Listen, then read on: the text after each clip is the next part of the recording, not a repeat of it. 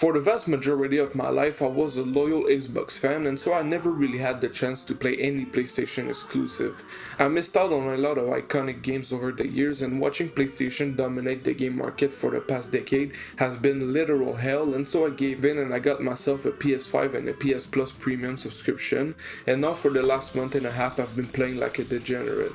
In that short period of time, I played Bloodborne, Ratchet & Clank, God of War, Ghost of Tsushima, Demon's Souls, Miles Morales, Astro's Playroom, Uncharted 4, Uncharted The Lost Legacy, and also I played The Last of Us Part 1. Now, since a lot of these games are like 20 hours long, you might be tempted to think that I only played each one for like an hour or two, but no, I actually finished a big chunk of them, and all the games that I have not completed will have a little asterisk in the tier list, just because my opinion might change once I finally finish it. Speaking about the tier list, yes, I will be ranking each game, and the tiers from worst to best are F, fucking unplayable, C, kind of mid, B, good, A, really good, and finally there's S tier, which is going to be named, well, S tier. Anyways, I like short intros and I don't know how to make good segues, so let's not waste any more time.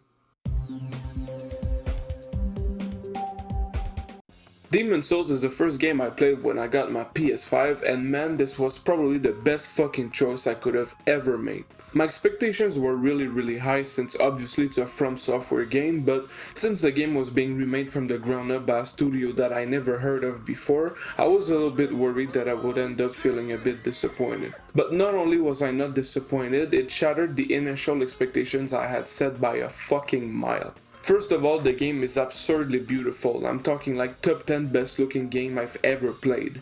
Every single area is gorgeous and memorable. The castle offers ridiculous views every 3 seconds. Stonefang and the Valley of Defilement look like something straight out of a Hobbit movie. The Monolith Forest has one of the coolest boss fights I've ever seen, and finally the Tower of Latria, well, I mean, just look at it. Now I know that the art style is not totally faithful to the original game, and I understand why hardcore Souls players kind of hate that fact, but since I never played OG Demon's Souls, I just don't really care, to be honest. To me the game looks awesome. With that said, even if the game looked like shit, I still would be praising it because the gameplay is very similar to other Souls games, and obviously that's a great thing. There's plenty of builds you can experiment with, and most of them are really fun. Matter of fact, I learned after I had already beat the game that my build was kind of garbage, but I didn't care because the gameplay is just that good. Now the main difference between Demon's Souls and other Souls games like Dark Souls for example, is the way the levels flow. In Demon's Souls there's no campfires, which means that if you die you respawn all the way back to the start of the level, which sounds bad on paper, but I personally think it makes the gameplay loop extremely addictive. You know that feeling when you play a roguelike and you feel yourself getting stronger and stronger each time you respawn until you reach a point where you basically destroy everyone? Well, in Demon's Souls it's kind of the same thing, except for the fact that if you die twice without getting your souls back, you lose everything. This makes every single encounter feel super stressful once you spend a bit of time in a level, because if you die to a hard enemy you'll need to fight it again, and if it kills you before you grab your souls back, you might lose a couple hours worth of progress. This also sounds bad on paper, but I swear man, when you secure a lot of souls and you finally go back to the Nexus, your brain fires so much dopamine it almost feels like you're going to jizz your fucking pants, man. Like this, it's insanely satisfying. Now sadly there's a downside to this gameplay loop, which is that FromSoft had to make bosses a bit weak, or else the game would have been way too frustrating. Don't get me wrong though, this is still a FromSoft title, so the game as a whole is still hard and some bosses are pretty challenging, but it's just not really comparable to Dark Souls or Bloodborne difficulty wise. Anyways, easy S tier, it's one of the greatest games I've ever played, and honestly I would recommend getting a PlayStation just to play Demon's Souls, like the game is just that good.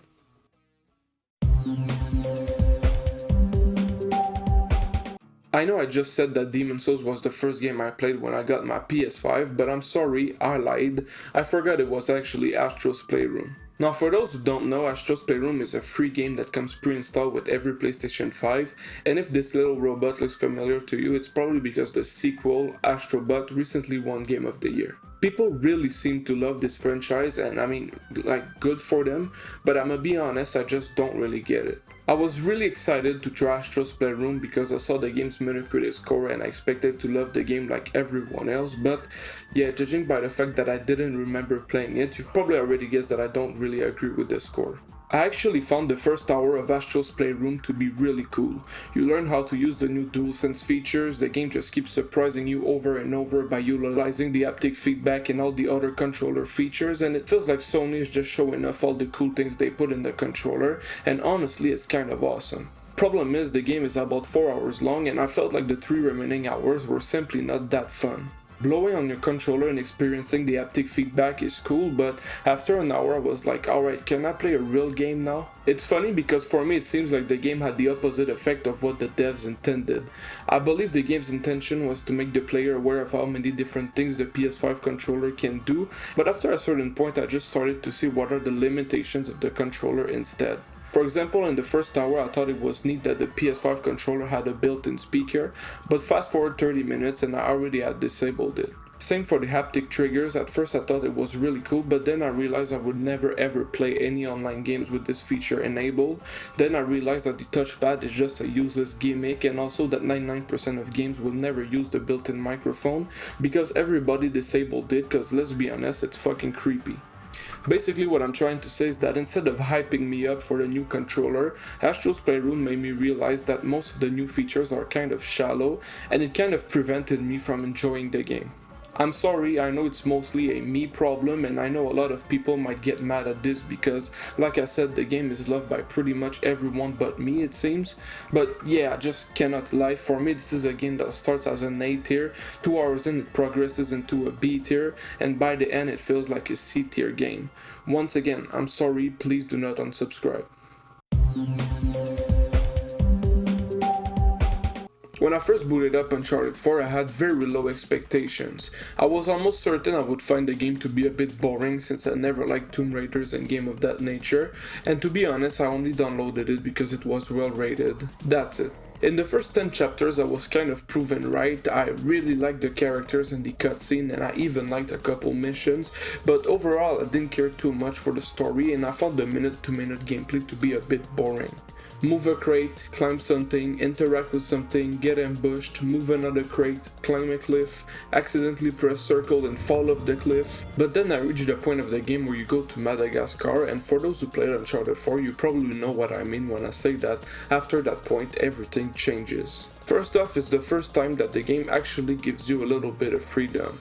You get a jeep, a broad objective, and a beautiful area to explore, and then it's like the game says, alright, do whatever you want now. Exploring the area by yourself and organically picking up clues of what you should do next is super refreshing, but more importantly, this mission acts as a setup for what is probably one of the most fun missions I have played in any game ever.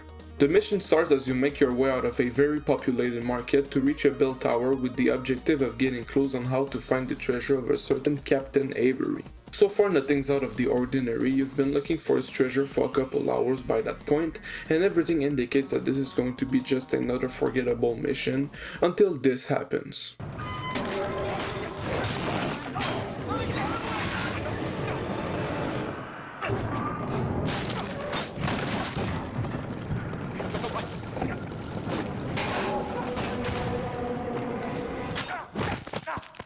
Oh shit. Jesus Christ. A 70-meter high fall is usually not a good thing, but in this case it is because it allows you to find a hidden basement, and in this basement you find a map of where you should look next. Cool, awesome, only problem is that at the same time you receive a call from Rafe, the game's villain, and informs you that he's got your location and he's about to smoke both you and Sam, your brother. You try to get the fuck out the tower as fast as you can, but as soon as you reach the market, the bad guys are already there and they start shooting everywhere. You shoot a couple of enemies and then you finally get back to your jeep, the only problem being that an armored truck with a fucking machine gun on top really wants to see you dead, and this is when the fun starts. First off, you drive in the middle of a crowded city, destroying everything in your way while trying to avoid gunfire. You drive on roofs, you destroy a couple backyards and do a bit of off-roading, but then you reach the end of the road and the only way to keep going and save Sam is to do whatever the fuck this is. Yeah, probably.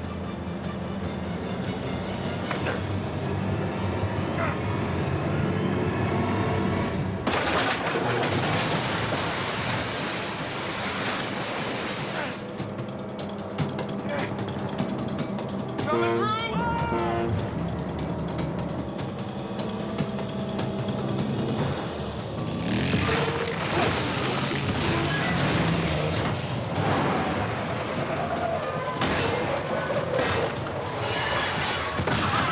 Anyways, after this you hijack a couple trucks, blow up a couple of enemies, and you finally reach Sam, but whoopsies, the armored truck is back. Somehow, someway, Sam is not injured, and so you hop on his dirt bike and once again you start playing cat and mouse with the armored truck, and then this happens.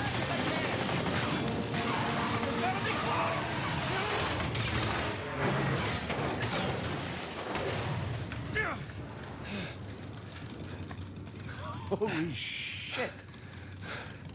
Yeah. You good? Yeah. This, my friends, is how to make a great mission. It completely changed my opinion of the game by itself, and thankfully the rest of the game carries the momentum that this mission brings. In the next couple of missions you explore a beautiful island, you also get stranded on that said island, you then find an abandoned pirate city that is super fun to explore, and yeah, it's basically just non-stop fun until the end. Anyways, I think you get the point. The game starts off slow, but it quickly compensates for it by offering some of the coolest missions I've ever had the chance of playing. And yeah, I think everybody can agree that Uncharted 4 is an amazing game, and this goes without saying, but I'm going to give it a very deserved S tier.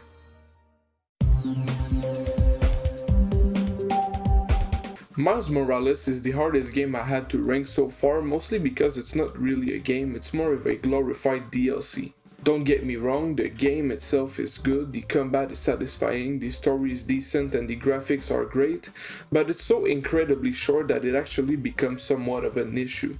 First of all, no matter how good the experience is, charging $60 for a game you can complete in a single sitting is nothing short of a robbery, and second of all, I completed the game so quickly that I hardly have anything substantial to say about it.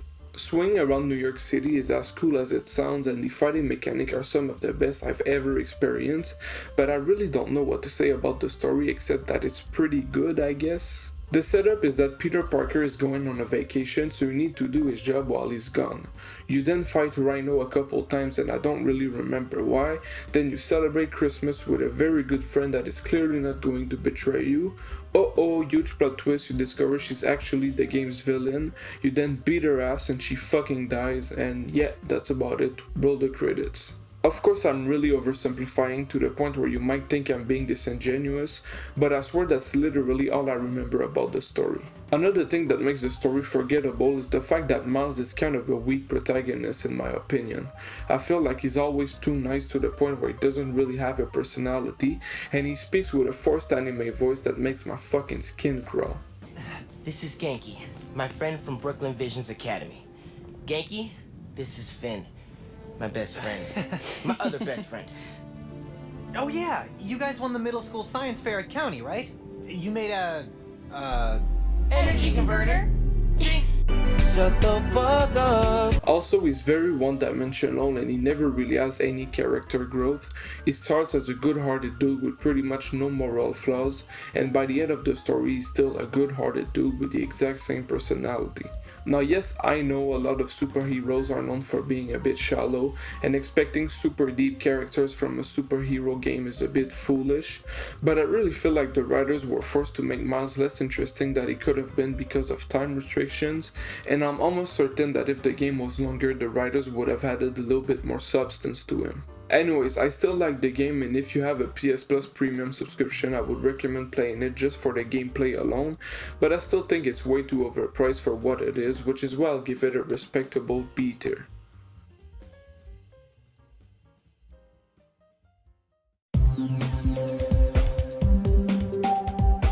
Alright, so initially this video was supposed to include games that I have not completed, but I made a last minute decision to completely scrap that idea, because to be frank, it's kind of stupid. Also, I spent a lot more time yapping than I thought I would, and if I keep this up, the video will be like 40 minutes long, and there's no way in hell that I'm editing that shit, so instead I'm going to split the video into 2 parts, that way I'll be able to yap without feeling like a fucking hypocrite that has no idea what the fuck he's talking about, and also my upload schedule is really bad, so making 2 videos out of 1 is a win-win for me. Anyways, I hope you enjoyed, thanks for your time and thanks for watching.